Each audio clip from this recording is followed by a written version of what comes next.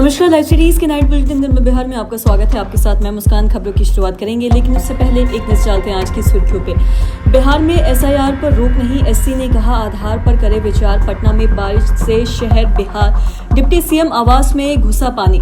CM Nitish Kumar का दौरा स्थगित, मूर्ति अनावरण टला। ऑपरेशन सिंदूर पर बोले जेडीयू सांसद, कांग्रेस पर निशाना। पूर्व विधायक बीमा भारती पर मारपीट और धमकी का आरोप। चिराग को एनडीए सरकार से दुख है तो अलग हो जाए, बोले पीके। सावन की तीसरी सोमवारी को उमड़ा आस्था का सैलाब। खगड़िया नगर परिषद में फर्जीवाड़ा, जेई की डिग्री निकली फर्जी। तिहाड़ जेल से बेल पर आया अपराधी का सिवान में एनकाउंटर। बिहार में अगले 2 दिनों तक होगी भारी बारिश, अलर्ट जारी। बिहार में मतदाता सूची को लेकर जारी विशेष गहन पुनरीक्षण अभियान। एसआईआर पर सोमवार को सुप्रीम कोर्ट में अहम सुनवाई हुई है। सर्वोच्च न्यायालय ने फिलहाल एसआईआर प्रक्रिया पर रोक लगाने से इनकार कर दिया है। साथ ही चुनाव आयोग को सुझाव दिया है कि वह आधार कार्ड और वोटर आईडी को एसआईआर में दस्तावेजों के रूप में मान्य करने पर विचार करे। और सुनवाई के दौरान जब अदालत ने दस्तावेजों की वैधता पर सवाल उठाया तो चुनाव आयोग ने स्पष्ट रूप से कहा है कि राशन कार्ड को पहचान के प्रमाण के तौर पर स्वीकार नहीं किया जा सकता है, और आयोग ने इसे बड़े पैमाने पर फर्जी पाए जाने की आशंका जताते हुए खारिज भी कर दिया है। और चुनाव आयोग ने 27 जुलाई को एसआईआर के पहले चरण के आंकड़े जारी करते हुए बताया है कि बिहार में 65 लाख नाम मतदाता सूची में हटाए गए हैं। तो वहीं आपको बता दें कि जिनमें से 22 लाख मतदाताओं की मृत्यु हो चुकी है और 36 लाख लोग स्थायी रूप से स्थानांतरित हो चुके हैं, जबकि करीब 7 लाख लोगों के नाम एक से अधिक जगह पर हैं।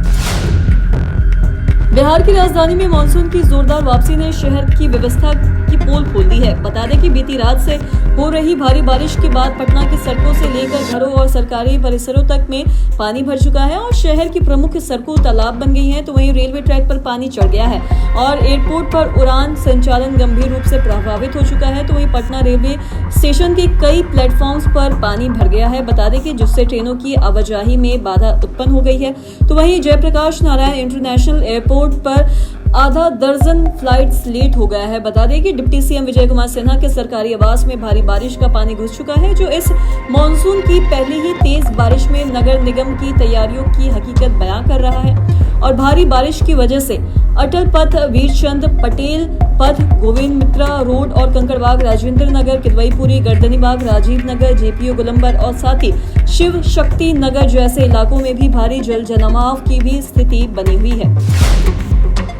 कटिहार जिले के समेली प्रखंड में आयोजित मुख्यमंत्री नीतीश कुमार का कार्यक्रम मौसम खराब होने के कारण रद्द कर दिया गया है। बता दें कि मुख्यमंत्री को आज समेली प्रखंड कार्यालय परिसर में आयोजित एक समारोह में भाग लेना था, जहां उन्हें प्रख्यात साहित्यकार स्व अनूप लाल मंडल की मूर्ति का अनावरण करना था। कटिहार जिला प्रशासन द्वारा इस कार्यक्रम की तैयारियां पूरी तरह कर ली गई थी, लेकिन लगातार बारिश और मौसम की प्रतिकूल स्थिति के चलते मुख्यमंत्री का दौरा स्थगित कर दिया गया। और कटिहार के जिलाधिकारी मनीष कुमार मीना ने इस कार्यक्रम के स्थगन की आधिकारिक पुष्टि भी की है। उन्होंने बताया है कि मौसम सामान्य होने पर कार्यक्रम की नई तिथि तय की जाएगी और इस कार्यक्रम को लेकर स्थानीय लोगों और बुद्धिजीवी वर्ग में भी काफी ज्यादा उत्साह था, और लेकिन अचानक रद्द होने की खबर से निराशा भी देखी गई।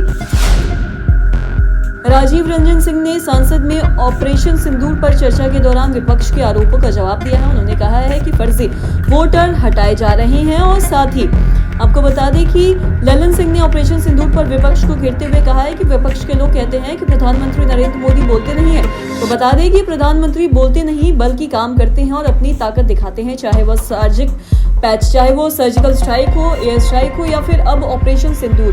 कांग्रेस की ओर इशारा करते हुए मंत्री ललन सिंह ने यह भी कहा है कि मुख्य विपक्षी दल जर्मन नाजी राजनेता जोसेफ ग्लोबल्स को अपना आदर्श मानता है। तो वहीं बता दें कि ग्लोबल्स के बारे में अक्सर कहा जाता है कि उन्होंने कहा था कि किसी झूठ को बार बार दोहराने से वह सच लगने लगता है और विपक्ष इसी राह पर है। विपक्ष के इस दावे पर कि भारत और साथ ही पाकिस्तान के बीच में सीज फायर अमेरिकी राष्ट्रपति डोनाल्ड ट्रंप की वजह से हुआ, और ललन सिंह ने यह भी कहा है कि ट्रंप की पैरवी करना आपका काम है, आपको भी पता है कि वो झूठ बोल रहे हैं। राष्ट्रीय जनता दल की प्रदेश उपाध्यक्ष और साथ ही रुपौली की पूर्व विधायक बीमा भारती एक बार फिर से विवादों में घिर चुकी है।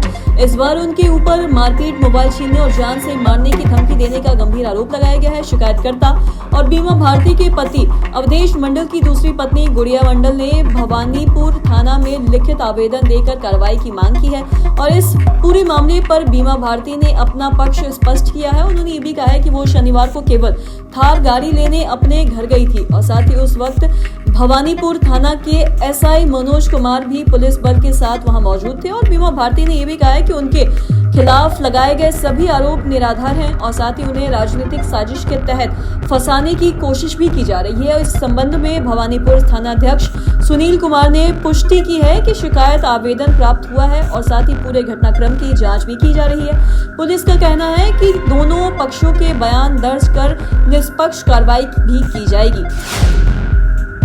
जन स्वराज के सूत्रधार प्रशांत किशोर रविवार को अपनी बिहार परिवर्तन यात्रा के क्रम में लखीसराय के सूर्यगढ़ पहुंचे, जहां पे आयोजित जनसभा में उन्होंने बिहार की राजनीति, कानून व्यवस्था और साथ ही राजनेताओं की भूमिका पर तीखा प्रहार किया है। एनडीए सहयोगी दलों की स्थिति, चिराग पासवान के बयानों और तेज प्रताप यादव की राजनीति शैली पर भी उन्होंने खुलकर राय दी है और प्रशांत किशोर ने चिराग पासवान के उस बयान पर तंज कसा है जिसमें उन्होंने ये कहा था कि मुझे दुख है कि मैं इस सरकार का हिस्सा हूँ। इस पर पीके ने यह भी कहा है कि जो भी बिहार की चिंता करता है वो बढ़ते अपराध और भ्रष्टाचार का समर्थन नहीं कर सकता है। जनता का दबाव इतना है कि जब एनडीए के सहयोगी दल भी बोलने को मजबूर है, लेकिन यदि चिराग को सच में बिहार की कानून व्यवस्था से दुख है तो उन्हें सरकार से बाहर आ जाना चाहिए। सावन की तीसरी सोमवारी पर भागलपुर में आस्था का अद्भुत नजारा देखने को मिला है। बता दें कि शहर के विभिन्न शिवालयों में सुबह से ही श्रद्धालुओं की भारी भीड़ उमड़ चुकी है और हर हर महादेव और बोल बम के जयकारों से पूरा वातावरण भक्तिमय हो चुका है। बता दें कि भागलपुर के प्रसिद्ध बुधानाथ मंदिर और साथ ही शिव शक्ति मंदिर में श्रद्धालुओं की लंबी कतारें सुबह से ही लगनी शुरू हो गई है और सिर पर गंगा जल लिए पुरुष, महिलाएं और युवा सभी श्रद्धालुओं घंटों लाइन में खड़े होकर बाबा भोलेनाथ का जलाभिषेक करने पहुंचे, जहां श्रद्धालुओं ने पूरे मनोयोग से पूजा अर्चना की और साथ ही अपने परिवार की सुख समृद्धि की कामना की है और भीड़ के सुचारू संचालन के लिए मंदिर प्रबंधन और साथ ही स्थानीय प्रशासन की ओर से विशेष व्यवस्था भी की गई है। बता दें कि सुरक्षा बलों की तैनाती, बैरिकेडिंग, जल एवं प्राथमिक उपचार की सुविधा समेत अन्य इंतजाम भी किए गए थे जिससे श्रद्धालुओं को किसी भी तरह की परेशानी न हो। खगड़िया नगर परिषद कार्यालय में करीब एक दशक एक जूनियर इंजीनियर जेई पद पर कार्यरत रहे रोशन कुमार की डिग्री फर्जी पाई गई है और इस बात का खुलासा बिहार राज्य तकनीकी शिक्षा बोर्ड द्वारा भेजी गई और स्थापन रिपोर्ट भी दिया गया। बता दें कि रिपोर्ट में साफ तौर पर यह कहा गया है कि रोशन कुमार का डिप्लोमा अंक पत्र पूरी तरह से जाली और अमान्य है और साथ ही इस खुलासे के बाद रोशन कुमार के खिलाफ कार्रवाई की मांग तेज हो चुकी है और साथ ही उनकी बहाली प्रक्रिया को लेकर भी नगर परिषद की कार्यप्रणाली पर गंभीर सवाल खड़े किए गए हैं और गौरतलब है कि रोशन कुमार को वर्ष 2014 में नगर परिषद की तत्कालीन स्थायी समिति की अनुशंसा पर संविदा के आधार पर जूनियर इंजीनियरिंग पद पर नियुक्ति किया गया था और हालांकि बीते वर्ष 22 अक्टूबर को उन्हें सेवा से कार्य मुक्त कर दिया गया था। इसके बाद नगर परिषद कार्यालय ने डिग्री की प्रामाणिकता की जांच के लिए बिहार राज्य तकनीकी शिक्षा बोर्ड से भी संपर्क किया और साथ ही नगर परिषद पर नियुक्तियों में लापरवाही और फर्जी दस्तावेजों के आधार पर भी नौकरी देने से गंभीर आरोप लग रहे हैं।